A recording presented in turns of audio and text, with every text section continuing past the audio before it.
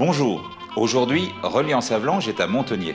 Ce hameau de Flostoy est célèbre pour ses chaises, dont la fabrication fut florissante au début du 19e siècle. C'était l'œuvre d'une famille d'artisans, la famille Hébette, dont l'activité cessa vers 1940. Montenier est construit sur le flanc escarpé d'une colline. Le chemin sinueux qui le traverse est bordé de petites maisons anciennes en grès. Le village de Montenier est comme préservé des trépidations des temps modernes. Ici, on se croirait en Ardèche. Peu de routes, mais des chemins de traverse, des maisons en pierre d'avoine. On s'y sent bien. Ses habitants se caractérisent par une simplicité volontaire et une démarche participative relativement rare. Nous avons rendez-vous avec un de nos témoins, M. Jean-Paul Verstraeten. En fait, c'est une histoire qui se passe à Flostoy. À côté du cimetière, il y a l'Ivy-Sicole. Donc, c'est l'ancienne école de Flostoy.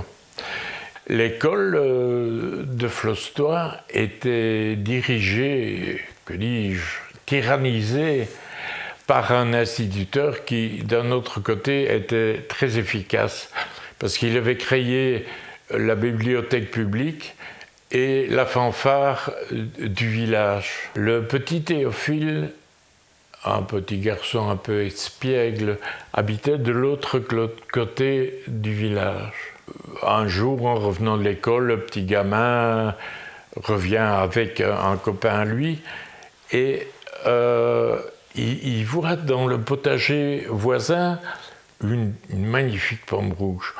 Chez lui, il en avait de plus belles, hein, mais celle-là lui souriait. Il accueillit, son camarade fit de même. Et ils rentrèrent en rigolant, ils rentrèrent à la maison. Le soir, il décida d'accompagner ses parents chez des voisins pour préparer le poiret. Le poiret, c'est du sirop de poire, un petit peu comme le sirop de liège. Cette année-là avait été vraiment bonne. Les femmes avaient 3 mannes de poires à peler. Après, les poires étaient passées à un broyeur, disons, et puis passées à l'étamine. Une grosse marmite de cuivre était déposée sur un énorme feu de bois, et au fond de la marmite, on déposait un cent. Donc c'était une petite pièce qui valait quelques centimes, quoi.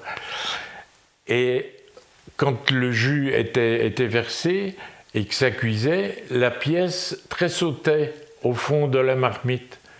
Quand le jus était réduit de moitié, la pièce ne bougeait plus et on savait que c'était cuit. Au moment où les parents distribuaient donc le sirop aux voisins et amis, le petit Théophile avait repéré la pièce dans le fond de la casserole. Il a pris, il la suça pour enlever les dernières traces de sirop et il a déposé au fond de sa poche, en dessous d'un mouchoir boueux, empli d'encre de son dernier devoir et tout. Le lendemain matin, les yeux rougis par la fatigue, il est retourné à l'école. Et qu'est-ce qu'il voit? Son copain qui se fait gifler par l'instituteur. Et quand lui passe à côté de l'instit, il se fait botter les fesses. Une fois rentrés en classe, ils ont dû s'agenouiller sur l'arête de l'estrade, les bras en l'air. Et le professeur expliqua. Et il a parlé de la morale, de Dieu, du devoir, du respect. Et les enfants restèrent quoi? Tout le poids du monde pesait sur leurs épaules. Enfin, il parla de pommes et de vergers, ce qui soulagea notre petit Théophile qui pensait avoir fauté en prenant le sang. Ce n'était que pour une pomme, c'était donc pas grave. Cependant, un samedi après-midi, alors que l'instituteur parlait du roi et des cérémonies autour de son mariage. Tout d'un coup, la porte s'est ouverte avec fracas. Des hommes en uniforme vert de gris investirent la pièce. Wir wollen trinken, Wasser, Wasser. Le maître a été surpris, mais il avait compris tout de même que les soldats allemands qui étaient de passage voulaient boire.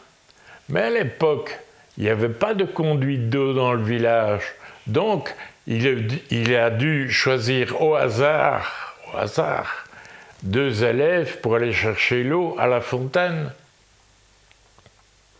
Et sur la route, Théophile et son ami, évidemment c'était eux qui avaient été choisis, ronchonnaient un petit peu, disaient « Ouais, c'est toujours nous qu'on choisit,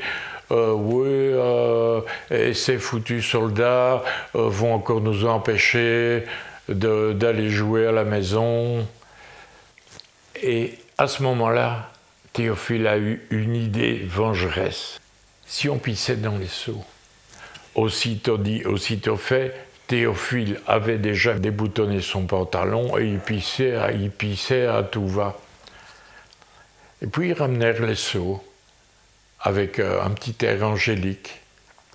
Mais les soldats allemands étaient un petit peu méfiants, ils craignaient un empoisonnement.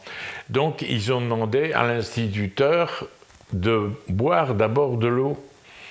Il a pris sa tasse, confiant. Il a plongé dans le seau, il a bu à grande gorgée l'air quoi. Et puis, après quelques minutes, les soldats ont tout bu. Ils ont vidé les seaux jusqu'à la dernière goutte. La classe verdâtre était garnie de cartes de géographie. Il y avait la carte de la Belgique, la carte du Congo belge, en dessous du grand crucifix, le portrait royal. Sur l'appui de fenêtre, un géranium flétrissait à l'aise. À côté, des petits pots en terre cuite montraient l'évolution de la germination du haricot. Et puis, un rat musqué tué par le garde-chasse, mais empaillé par le maître en personne. Plus loin, l'armoire mystérieuse, l'armoire fermée à clé, qui gardait tous les secrets du maître. Au fond de la classe, sur un banc usé, trop petit pour eux, 2 élèves, le sourire aux lèvres, terminaient leur exercice de calcul. Et se dire que pour eux, ce jour-là était le plus beau jour de la vie.